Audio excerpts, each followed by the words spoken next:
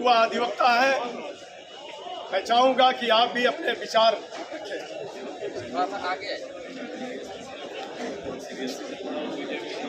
जैसा कि शिक्षा के विषय में बात हो रहा है, अभी हमारे बड़े भाइयों ने शिक्षा के विषय में बहुत सारी बातें बताई। बहुत कुछ विशेष कहने को बाकी नहीं रहा है, लेकिन फिर भी अपने 2-4 विचार मैं जरूर रखना चाहूँगी कि शिक्षा का अधिकार हम सभी का फंडामेंटल राइट्स है। हम सभी को अधिकार है कि हम सभी शिक्षा प्राप्त करें।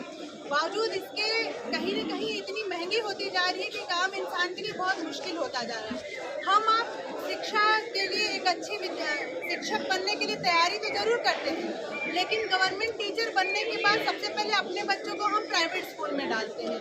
कितनी बड़ी विडम्बना है कि हमें खुद भी पता है कि हम अपने ही विद्यालय में जहाँ पे हैं वहाँ की व्यवस्था बदल नहीं पा रहे हैं। उसके बाद अगर महंगाई की बात की जाए तो ठीक है, एक बार मैं ये कहूँगी कि अगर हमने विद्यालय में फीस दे दिया, अच्छा अपना मतलब आधा से ज़्यादा पैसे जो जागरूक परिवार है, जो जागरूक माता पिता है, वो आधा से ज़्यादा पैसे शिक्षा में दे देते हैं। उनको लगता है कि 2 रोटी कम खाएंगे लेकिन अपने बच्चों को शिक्षित करेंगे। लेकिन मैं कहती हूँ कि उतना पैसा देने के बाद आप शिक्षा तो दीजिए। किताब आपके स्कूल से हम लेते हैं, यूनिफॉर्म आपके स्कूल से लेते हैं, पैसे आपके स्कूल में देते हैं, दुनिया भर की सारी फॉर्मेलिटीज हम आपके स्कूल में देते हैं, लेकिन शिक्षा लेने के लिए बाहर ट्यूशन लगाते हैं।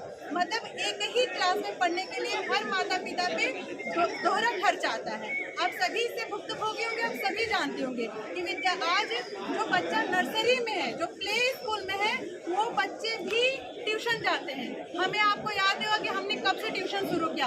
हमको लगता है 8वीं में जब हमें गणित की परीक्षा देनी रही होगी, तब हम 1-2 कोचिंग ज्वाइन किए होंगे कि हमें गणित पढ़ना है। उसके बाद हम लोग कभी ट्यूशन नहीं किए, लेकिन आज प्ले स्कूल से ही, और एक प्ले स्कूल के बच्चे को, एक नर्सरी के बच्चे को कितना जानना है, कितना उसको पढ़ना है, लेकिन उसका बैग इतना भारी कर दिया जाता है कि बच्चे के वेट से ज़्यादा स्कूल का बैग उसका हो जाता है। और आपने देखा होगा कई ऐसे घटनाएं भी हुई होंगी कि बच्चा सीढ़ी पे चढ़ रहा है, वेट ज़्यादा होने की वजह से पलट गया और बच्चे की मृत्यु हो गई। ये कितनी बड़ी समस्या है। सच में अगर हम आज यहाँ पे एकत्रित हुए हैं, सवाल उठा रहे हैं, तो जागरूक होने की जरूरत है।